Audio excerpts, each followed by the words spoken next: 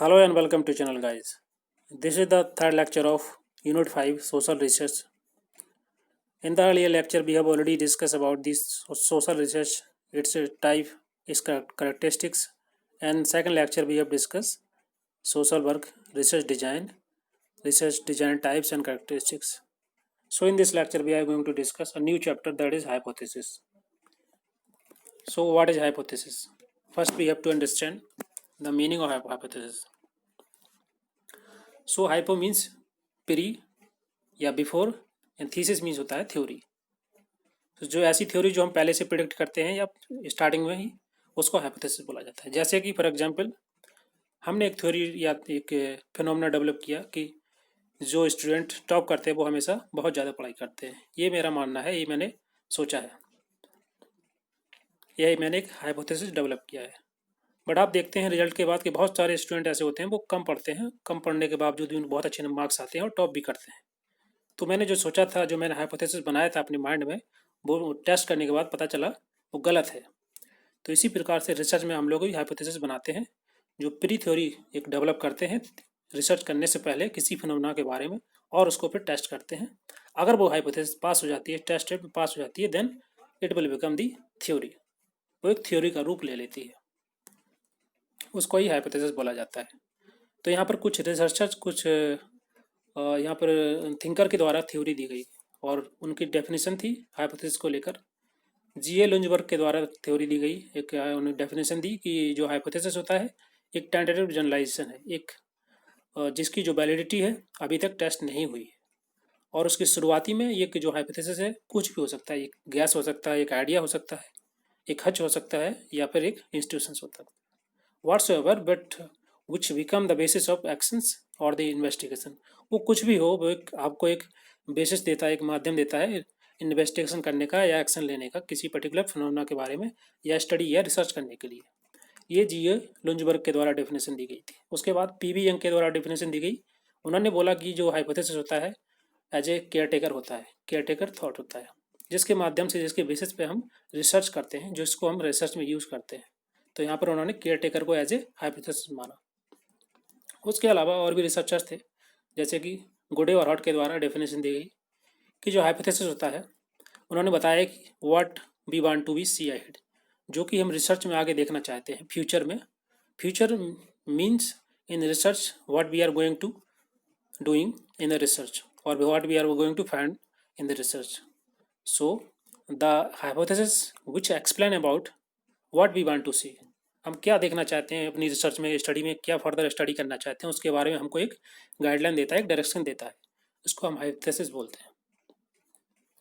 This is the introduction part. ये जो शुरुआती पार्ट होता है हमारी स्टडी का, the validity of which could be a treated and it could be a true one. और उसकी जो वैलिडिटी है उसको हमने अभी तक टेस्ट नहीं किया, उसको टेस्ट करेंगे। हो सकता है ये सत्य हो, ये हो सकता है ये फॉल्स हो। ये था डेफिनेशंस, जिसमें कुछ रिसर्चर, कुछ थिंकर के द्वारा डेफिनेशन दी गई थी।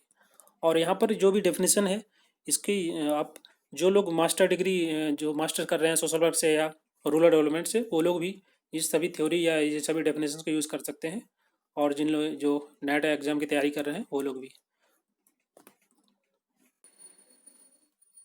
अब हम देखेंगे कि जो अच्छी हाइपोथेसिस जो होती है उसकी क्या क्या करेक्टरिस्टिक्स होती हैं, क्या क्या विशेषताएं होती हैं। यहाँ पर बहुत सारी विशेषताएं, करेक्टरिस्टिक्स मेंशन है। जैसे कि हमारी जो हाइपोथेसिस है, एक अच्छी हाइपोथेसिस कॉन्सेप्चुअली क्लियर होनी चाहिए।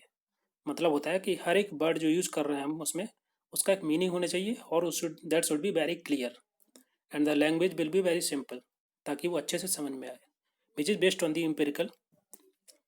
So the second characteristics of good hypothesis is it should be a very precise and specific।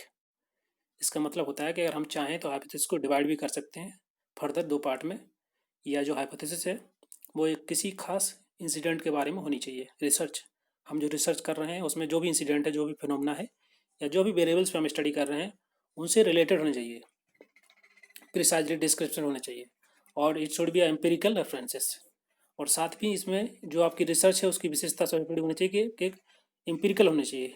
इस एम्पिरिकल का मतलब होता है कि आप इसको, जैसे कि आप उसमें अगर प्रॉपर्टी एम्पिरिकल हैं आपकी थ्योरी में, और आपके हाइपोथेसिस में एम्पिरिकल रेफरेंसेस नहीं दिए गए हैं, तो आप उसको कैसे कोरिलेट करेंगे, कैसे उसको टेस्ट करेंगे हाइपोथेसिस को। तो it should be very empirical reference based, and that should be also tested with the empirical methods, ताकि उसकी जो वैलिडिटी है वो आसानी से चेक हो सके। Now the next characteristics is simplicity, और आपकी जो हाइपोथेसिस बहुत ही सिंपल होनी चाहिए ताकि उसको आप इजीली से अंडरस्टैंड कर पाएँ, समझ पाएँ और उसको अप्लाई कर पाएँ अपने अपने टॉपिक पर, जो भी आप स्टडी कर रहे हैं, जो भी फर्दर। और जो सिंपल हाइपोथेसिस जो होता है उसको एक नाम दिया गया है, खास नाम दिया गया है, जिसको बोला जाता है ऑकम्स रोजर। ये जो टर्म है इंपॉर्टेंट टर्म है, कभी कभी एग्जाम में आती है कि what is the Occam's razor. So that is the characteristics of hypothesis that should be very simple. Now the next characteristics is which is related to the available techniques, मतलब आप जो भी हाइपोथेसिस बना रहे हैं उसमें जो टेक्निक्स यूज करते हैं that should be very available. ऐसा नहीं है कि आप कोई ऐसी टेक्निक्स यूज़ कर लेते हैं वो कि एप्लीकेबल नहीं है या आप अप्लाई नहीं कर पा रहे हैं आप रिसर्च में, तो ऐसी टेक्निक्स को अवॉइड करना होता है और वो टेक्निक्स यूज़ करते हैं जो कि अवेलेबल हैं और जिनके माध्यम से आप अपनी हाइपोथेसिस को वैलिडेट कर पाएंगे, तो ऐसी टेक्निक्स का यूज़ करते हैं। उसके अलावा आपकी जो नेक्स्ट और लास्ट जो characteristics that is related to the theory, आपकी जो करेक्ट हाइपोथेसिस होनी चाहिए वे थ्योरी बेस्ड होनी चाहिए,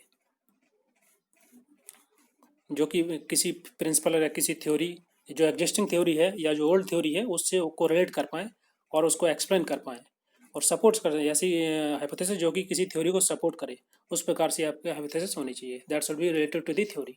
सो ये थी कैरेक्टरिस्टिक्स हाइपोथेसिस की।